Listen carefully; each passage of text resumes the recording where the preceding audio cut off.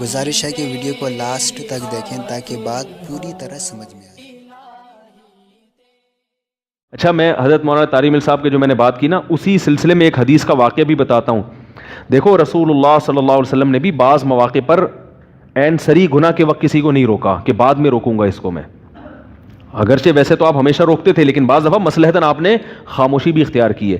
حضرت کعب بن زہیر رضی اللہ تعالیٰ عنہ ایک صحابی، ایک پہلے غیر مسلم تھے، نبی کے خلاف حجو کیا کرتے تھے، آپ کی گستاخی کیا کرتے تھے، تو آپ نے حکم دیا جہاں پاؤ ان کو قتل کر دو۔ لیکن یہ مکہ میں کسی کی سفارش لے کے نبی کے سامنے آ گئے، اور اس نیت سے کہ میں اسلام قبول کرنا چاہتا ہوں۔ اب جب نبی کے سامنے آپ بیٹھے ہیں، حضرت کعب بن زہیر تو شاعر تھے، اور پہلے عرب میں شاعروں کی عادت ہوتی تھی کہ پہلے اپنی معشوقہ کے قصے بیان کرتے تھے شاعری میں، اس کے بعد اصل یعنی ٹو دا پوائنٹ بات کی طرف آتے تھے۔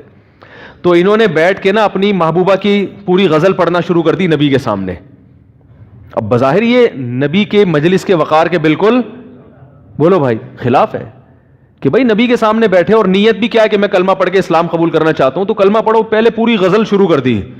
بان سعاد فقلب اليوم مبتول متیم اسرہا لم یفد مقبول، سعادہ چلی گئی الفاظ دیکھو، سعادہ ان کی محبوبہ کا نام سعادہ تھا، سعادہ چلی گئی، میرا دل ٹکڑے ٹکڑے ہے، اور متیم اسرہا، اور میرا دل بھی سینے سے نکل کے محبوبہ کے پیچھے ہی چلا گیا ہے، اور لم یفدا، سینے سے دل تو نکل کے چلا گیا مگر کوئی آلٹرنیٹ دل بھی نہیں ہے جو سینے میں لگا کے سوچنا سمجھنا شروع کر دوں، یعنی کوئی متبادل دل بھی کسی نے نہیں دیا۔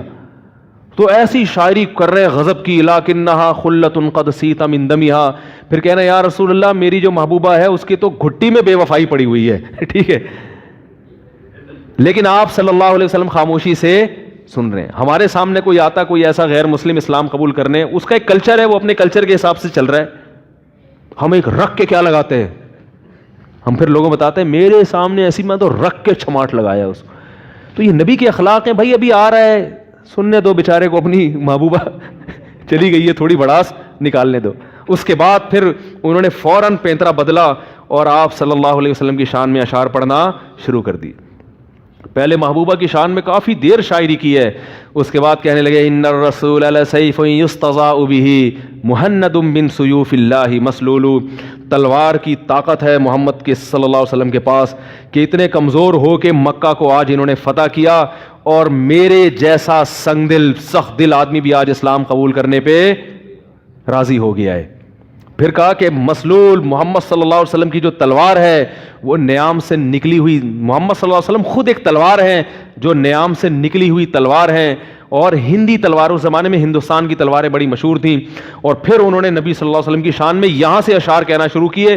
نبی کو اتنا جوش آیا آپ صلی اللہ علیہ وسلم کو ان کی یہ شاعری سن کے، اپنی چادر اتار کے آپ نے فوراً اسی وقت ان کو ہدیہ دے دی۔ ہمارے فرمایا کرتے تھے آپ صلی اللہ علیہ وسلم تین چار کپڑے پہننے کا رواج نہیں تھا، ایک ازار اور ایک اوپر چادر، وہی جو آپ کے جسد اطہر پہ چادر تھی نا، وہی اتار کے آپ نے ان کو ہدیہ دی۔ تھوڑی دیر پہلے حکم تھا کہ جہاں پاؤ سر قلم کر دو، کیونکہ انہوں نے میرے خلاف اتنی شاعری کی ہے، اتنا دل نبی کا دکھایا کہ آپ اس غضب میں تھے کہ جہاں پاؤ قتل کر دو، لیکن وہ بڑی سیاست سے کسی طرح حضرت ابو بکر کو سفارشی بنا کے آئے۔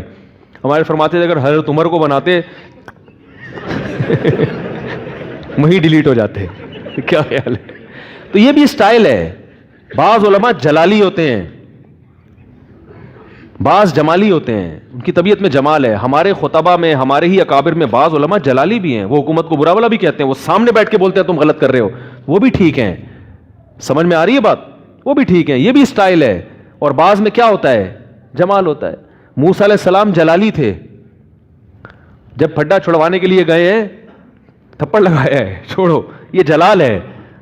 تو اللہ نے علماء کو مختلف طبیعتیں دی ہیں، کسی کو اللہ نے جلال والا بنائے، غضب والا، تاکہ لوگ تھوڑا ڈریں بھی۔ ہمارے حضرت میں بڑا جلال تھا، بغیر داڑھی والا حضرت کے قریب کھڑے ہو کر نماز نہیں پڑھتا، وہ ایسا دیکھ لیں گے پتہ نہیں، اور ایسا ان کی حضرت نے کی آنکھوں میں اللہ نے روب رکھا تھا، لوگ جب پاس بیٹھتے تھے تو گھبرا جائے، وہ تو حضرت پھر بہت میٹھے لہجے میں بات کرتے تھے، تو سامنے والے پر تھوڑا سا وہ اس میں آتا تھا سکون میں۔ تو یہ اللہ نے مزاج رکھے ہیں۔ تو اللہ نے حضرت مولانا طارق مل صاحب کو مزاج کون سا دیا ہے؟ جمال والا۔ تو سب سیٹ ہے، سب صحیح ہے، جو جلال والے ہیں وہ بھی ٹھیک ہیں، جمال والے بھی ہونے چاہیے, دونوں قسم کی چیزیں ہونی چاہیے. آئی بات سمجھ. تو وہ ایک چھوڑے یار بہت لمبی بات ہو جائے گی. تو وہ نبی صلی اللہ علیہ وسلم نے حکم دیا تھا کہ جہاں پاؤ ان کا سر قلم کر دو. لیکن جب انہوں نے ان کو پتا تھا حضرت ابوبکر کی طبیعت میں جمال ہے, نرمی ہے, حضرت عمر میں غیرت اور حمیت کا غلبہ ہے, وہ تو برداشت نہیں کریں گے کہ نبی نے جس کے قتل کا حکم دیا وہ میرے پاس آیا سفارشی بن کے. تو حضرت فرماتے تھے کہ وہ ڈیلیٹ کا لفظ میں استعمال کر رہا ہوں. تو حضرت ابوبکر نے ان کی سفارش کی, بھائی چلو میں تمہیں چھپڑ میں لے جاتا ہوں, بٹھا دوں گا, دیکھنا کیا آرڈر ہوتا ہے تمہارے بارے میں. تو انہوں نے پہلے غزل کہی ہے اور پھر نبی کی شان میں اشعار جب کہنا شروع کیے, آپ کو اتنا مزہ آیا, آپ نے خوشی میں اپنی چادر اتار کے ان کو یہ کیوں ہدیہ کر رہے ہیں, ان کو اپریشیٹ کرنے کے لیے. چلو جب تک تم غلط تھے تو تمہارے بارے میں فیصلہ تھا, اگر تم نے توبہ کر لی ہے تو ہم تمہاری اس قدر حوصلہ افزائی کریں گے. اپنی چادر گفٹ کر دینا نبی کا یہ معمولی بات نہیں ہے. جو چادر آپ جسم پہ پہنتے تھے معمولی چیز نہیں ہے. تو یہ بھی ایک نبی کا طریقہ تبلیغ ہے کہ اپنی محبوبہ کا تذکرہ کر رہے ہیں, مگر تھوڑی دیر کیا ہے, جب دوسرے کی جب تک سنو گے نہیں تو پھر اپنی سنانے کے بھی انسان اہل نہیں ہوتا. تو زمانہ ڈھل رہا ہے مغربی تہذیب میں, لیکن راہ